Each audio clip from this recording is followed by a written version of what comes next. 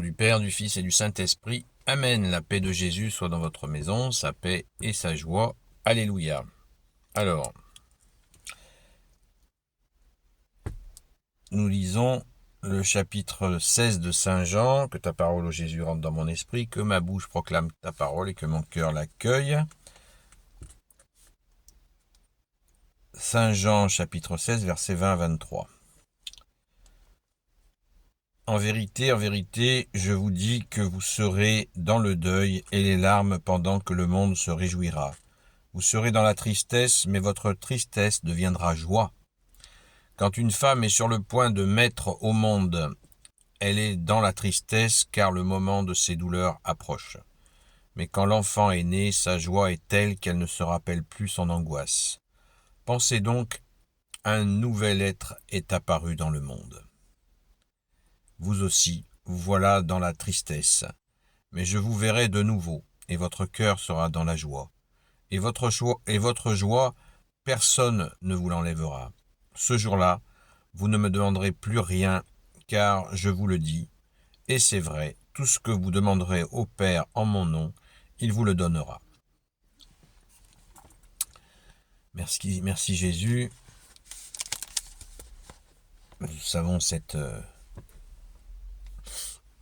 c'est bien, on est bien dans la période de l'ascension, pardon, et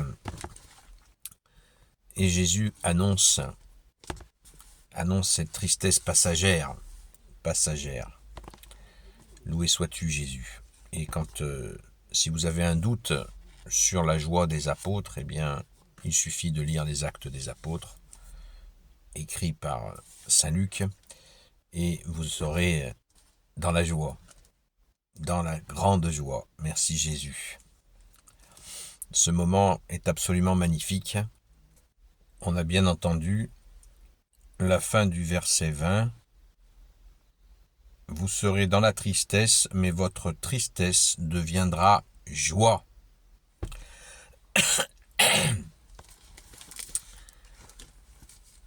Essayons encore et encore de se mettre dans la peau des apôtres. Nous n'en sommes pas, mais essayons de nous plonger dans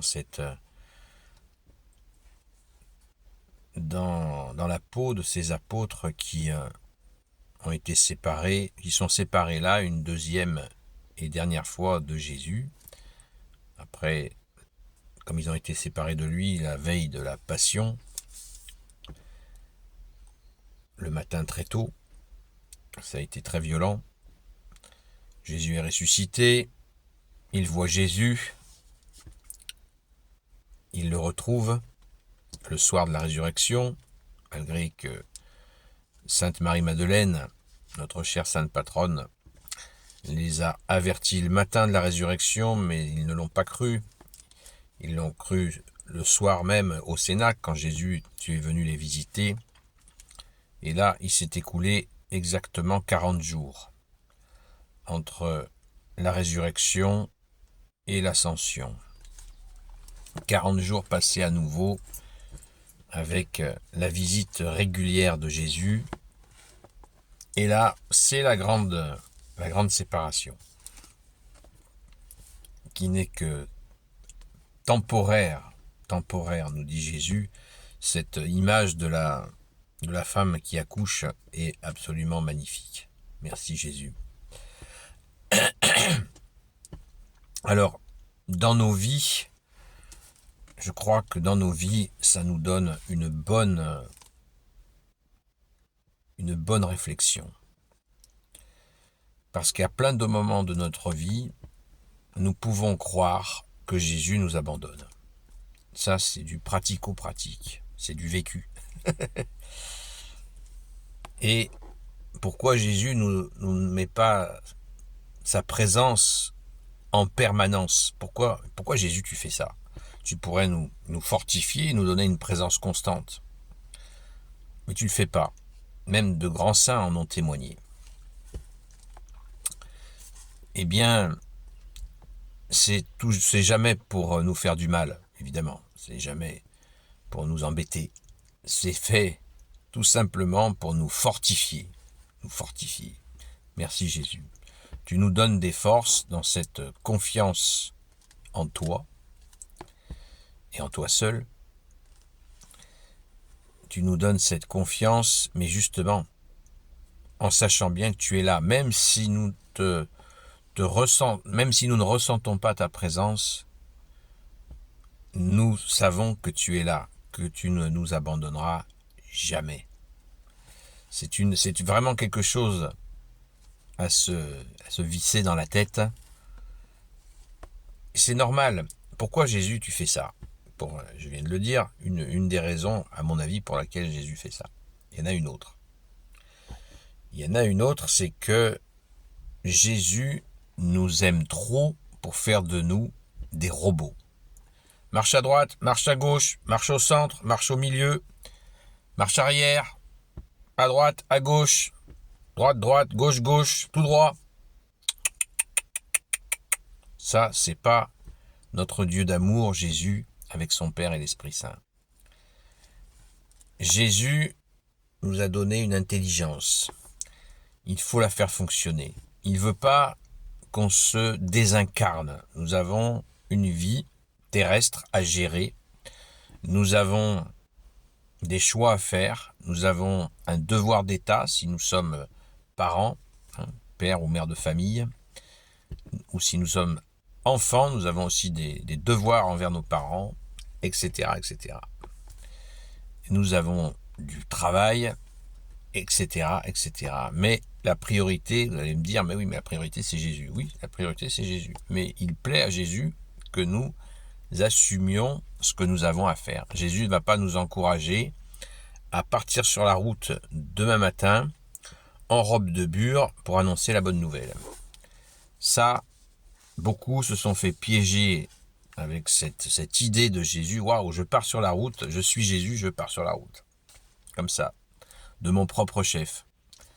Alors que Jésus veut qu'on incarne dans nos familles, dans notre travail, dans notre vie de tous les jours, que l'on incarne la bonne nouvelle. Et ça veut dire très simplement qu'il nous faut agir dans nos vies de tous les jours. Et pas uniquement, je vais à la messe, waouh, je parle de Jésus. Non. Nous t'accueillons dans nos vies tout le temps au Jésus, et c'est à nous de faire ce pas-là. C'est à nous de développer cette attitude-là, de le mettre dans nos vies. Et ainsi, nous participons à transmettre ta bonne nouvelle au Jésus. Et oui, Jésus n'est pas un dictateur à nous dire fais ceci, fais cela. Il veut qu'on réfléchisse. Et c'est heureux. C'est heureux parce que ça veut dire que tu nous prends en compte, bien-aimé Jésus.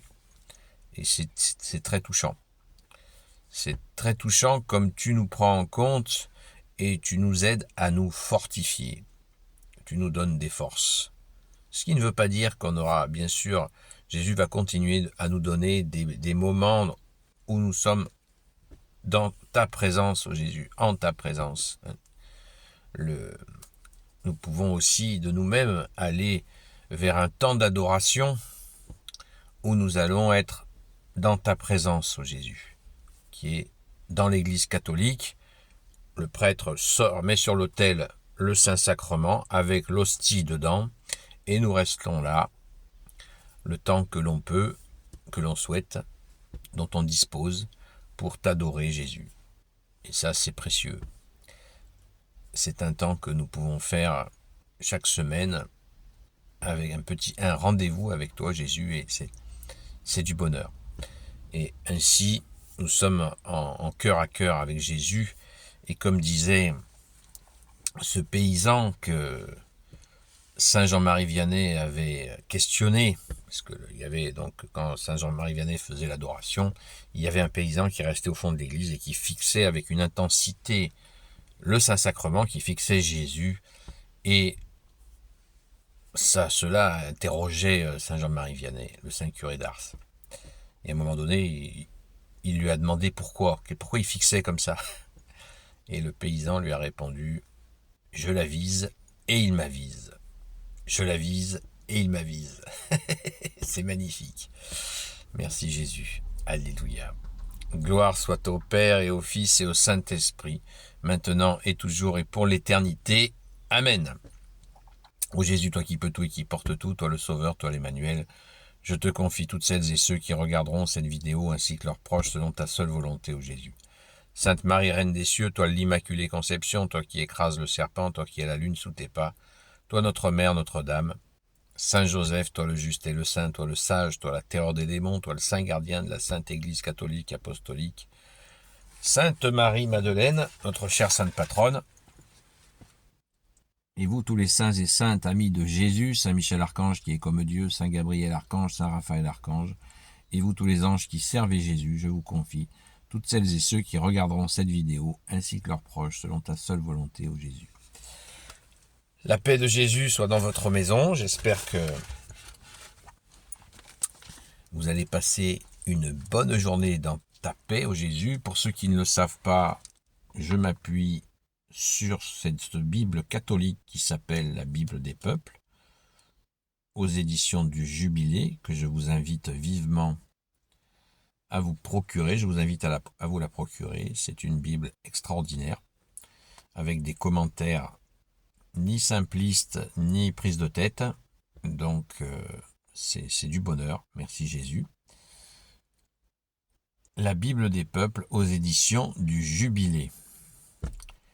De très nombreuses personnes l'ont commandé et tout le monde est ravi. Merci Jésus. Enfin, sachez que je ne gagne pas un centime, je ne gagne pas d'argent sur cette préconisation, donc je le fais totalement gratuitement. Jésus a dit, ce que vous avez reçu gratuitement, donnez-le gratuitement. Amen.